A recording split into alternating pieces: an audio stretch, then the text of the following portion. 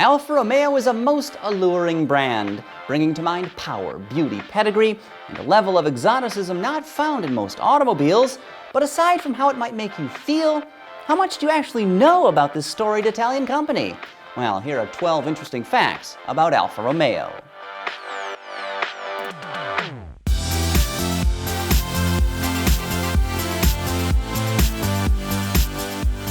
Welcome back to another episode of The Shortlist. I'm AutoGuide.com Detroit Bureau Editor Craig Cole.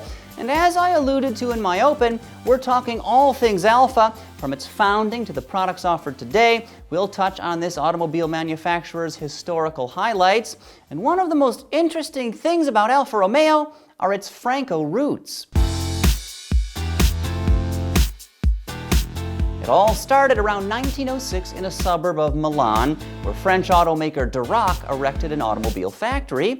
But when the economy soured a few years later, the business's managing director, an Italian aristocrat, acquired this facility.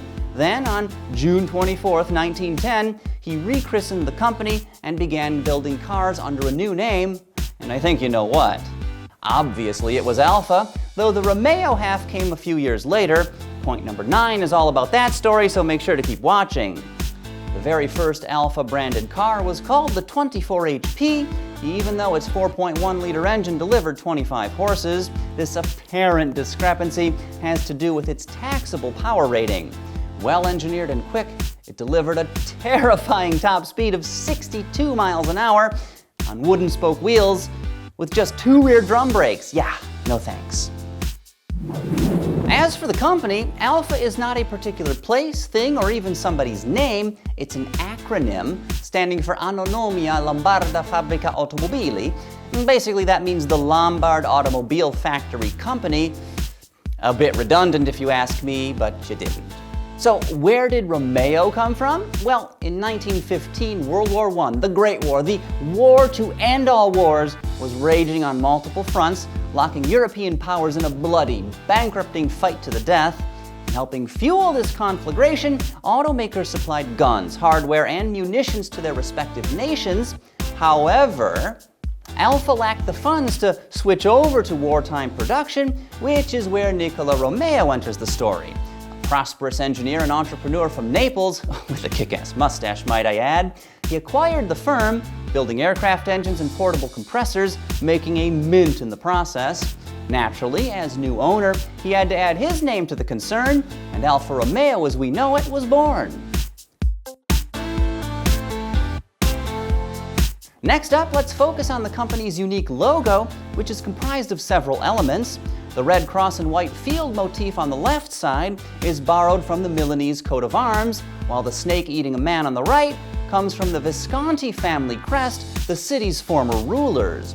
Now, the latest iteration of Alfa Romeo's logo, which has changed constantly over the years, came out on June 24, 2015 to help celebrate their 105th birthday. Point number 7, let's focus on the company's motorsport success for a moment. Since traditionally Alfa Romeo cars were lighter, better handling, and often more durable than what rivals fielded, they were able to win scores of races, from the Mille Miglia to Le Mans, Formula One to the Vanderbilt Cup, and many, many, many more. Famously, they took first place in the challenging Targa Florio of 1923. Interesting story here, driver Ugo Savoce won that year after a series of second-place finishes, apparently breaking his unfortunate losing streak by painting a white square and a 4-leaf clover on the side of his RL Targa Florio racer. And it worked, albeit only briefly, because unfortunately, Savoce was killed soon after at Monza while testing a new high-performance car, one that eerily was not adorned with his lucky quadrifoglio insignia. After this tragic event, all Alfa Romeo racing machines featured this iconic cloverleaf motif, though instead of a square, they were put inside a triangle, the missing side or corner, of course, signifying the loss of Savoce. Now, there is one more interesting element to the quadrifoglio story. You see, Savoce drove car 17, a number that has never since been used on a factory-backed Alfa Romeo race car. But now for a few rapid-fire fun facts. the whole story is fairly complicated, but did you know Enzo Ferrari himself ran the Alfa Romeo racing team for about 10 years? His world-famous prancing pony logo even appeared on their cars. It's true!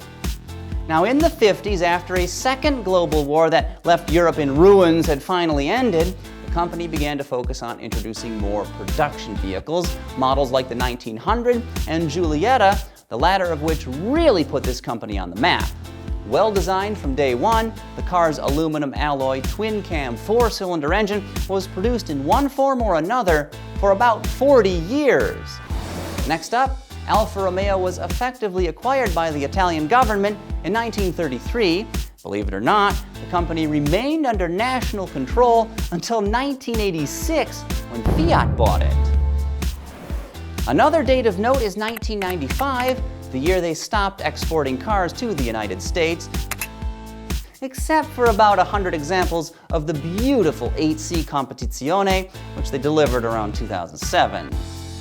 Of course, they returned to America once more in 2015, starting with their sultry 4C sports car. Finally, I need to touch on the company's modern lineup because here's one more interesting fact before I let you go.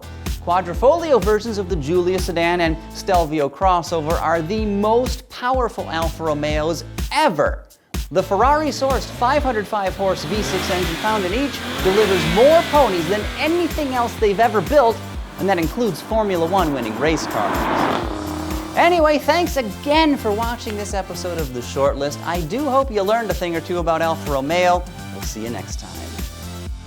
You know, we talked about Alfa Romeo today, but we've got tons of cool car reviews on the AutoGuide.com YouTube channel, and one I think you're really going to enjoy is my piece on the Mercedes-AMG S63, a big honkin' sedan that absolutely flies. So make sure you check out that review by clicking on the link that's going to be somewhere up here, or maybe it's over here, down here. I don't know, just start clicking around, you'll find it.